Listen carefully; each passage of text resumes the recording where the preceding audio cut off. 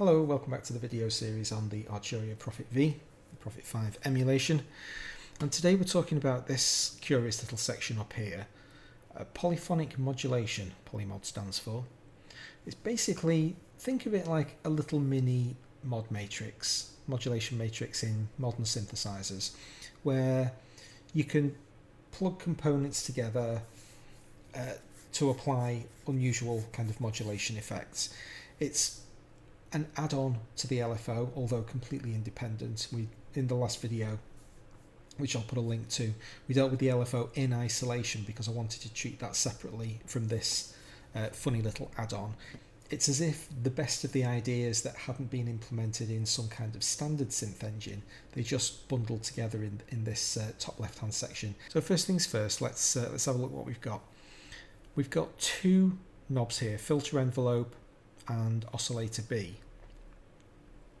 Those are our sources. Those are the things that are going to drive the polymodulation. So let's have a look at the oscillator first. Now, when we dealt with the oscillators, we talked about oscillator B being capable of operating in LFO mode. And I said, well, let's not worry about it right now. That's a modulation effect and we'll deal with it later. Well, that's now. So we've switched to oscillator A as our primary sound source, and we have this square wave, or pulse wave more accurately. Pretty straightforward sound. Now oscillator B has been put into low frequency mode, and I've also turned keyboard off, which means that it doesn't matter what key on the keyboard I play, the low frequency oscillator being generated by oscillator B is always going to be at the same speed.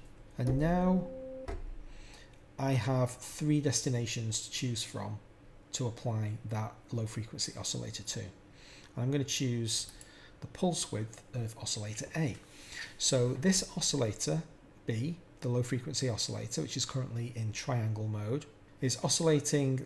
Don't worry about the -9 semitone, it's weird syntax. We've got this LFO in the background, and it's going to apply a periodic change to the pulse width of the wave on oscillator A. Let's hear it.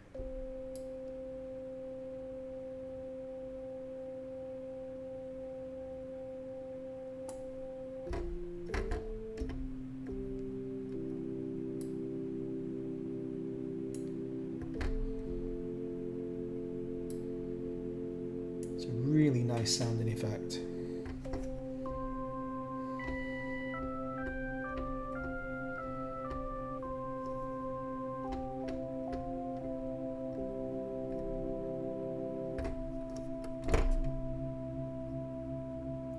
Pulsing thing, and obviously that is the speed at which oscillator B is cycling.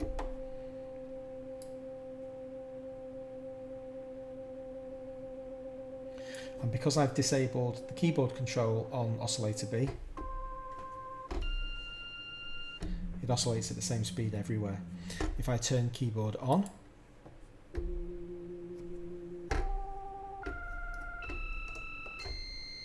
now tracks with the keyboard, so the low notes have a very low cycle, throbbing kind of thing, and the higher notes got the munchkin effect.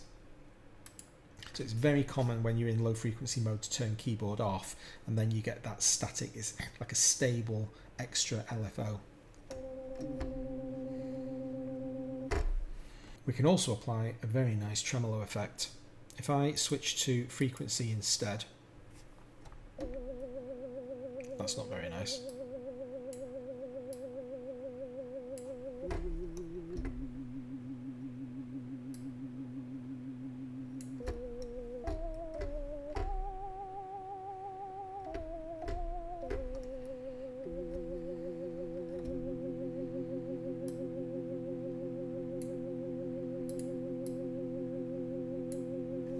The oscillator B knob is controlling the amount of effect,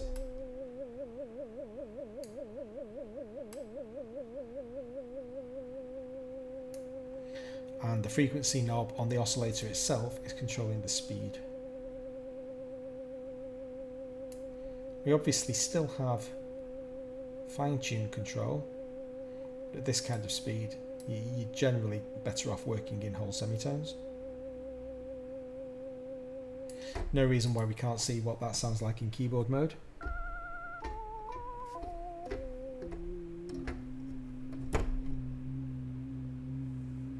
You're going to have it, you know, if you play two notes at the same time, you're going to have them tremoloing at different rates. Quick note about the range of this oscillator B knob. If I make it go as slow as we possibly can,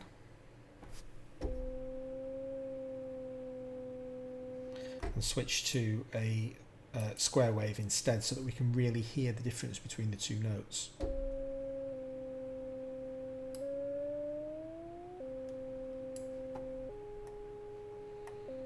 Okay, so that's the maximum extent of the modulation applied by this effect. Let's just turn it off for a moment. I'm playing an A flat there. So there's 8 semitones difference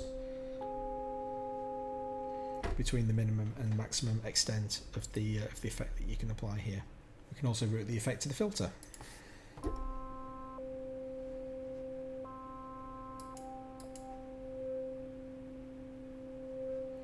So my cutoff determines the point around which the modulation is applied. This is the speed of the filter, or the modulation, I should say.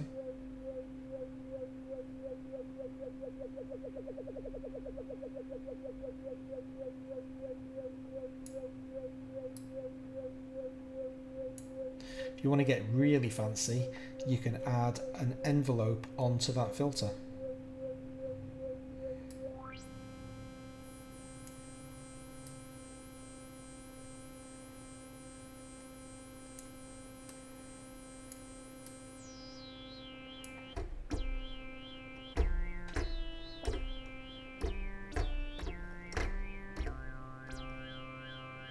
So we've got the initial hit from the envelope, and then the oscillator takes over.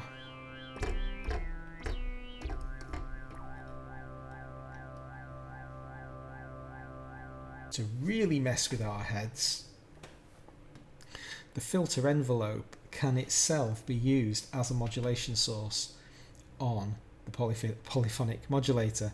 So if I now turn this up, we've kind of got a feedback situation going on here.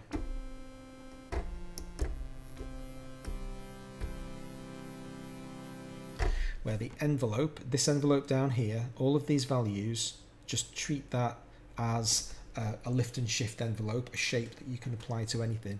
That shape is being applied to the Polymod values, but then the destination is actually being output to the filter itself.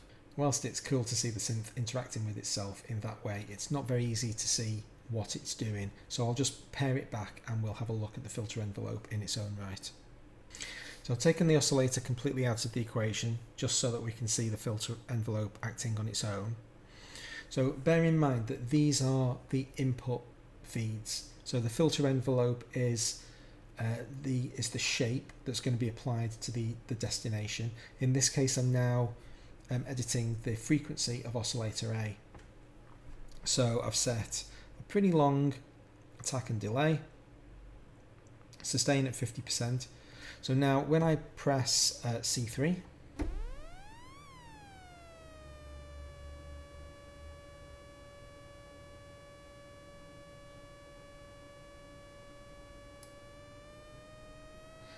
the filter envelope amount is determining the level of the sustain value on the filter envelope.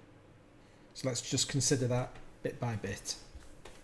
We've got this envelope shape, but the envelope shape has a sustain phase where once it's done with its attack and decay and it settles down at a fixed point that isn't necessarily black or white, 0 or 100. In this case, we've set the sustain at 50%, 52%. So this envelope, which is just a shape, it's got nothing to do with the filter at this point. It's just some data control values, control voltages. This envelope is being applied to the frequency of oscillator A. So oscillator A on its own, when I press C, has the note of C. So as a little experiment, just to figure out what's going on with the what the control voltages of all of these various envelopes are, I've turned the filter envelope to maximum. I've turned the filter sustain down to minimum. So we're going to hear the attack and decay sweep, and then it'll settle out at 0, which is its original C3. When this settles down, there's the C3 that we started with. Now what happens if I turn the sustain all the way up?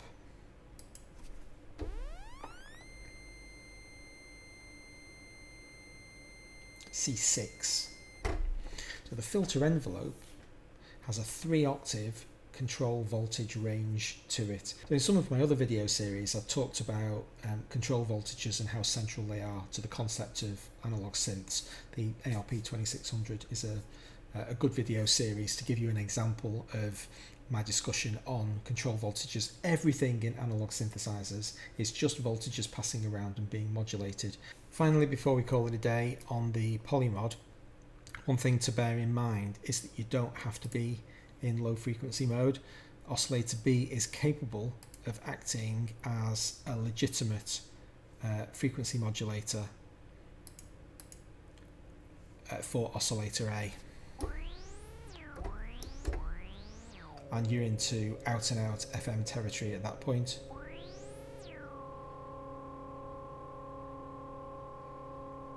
And it's capable of generating some pretty nasty sounds. So that's oscillating very, very quickly indeed. So here I've turned low frequency mode off, keyboard mode on, so the Oscillator B, which is no longer an LFO, is generating an actual audible wave. Let's just hear that for a moment. Okay, triangle wave.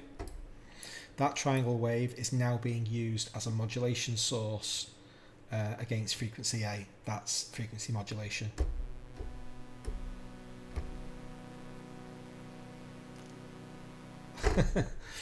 That harsh metallic ringing sound that you get from, or you can get from FM. So it's actually an FM synthesizer as well, just for free.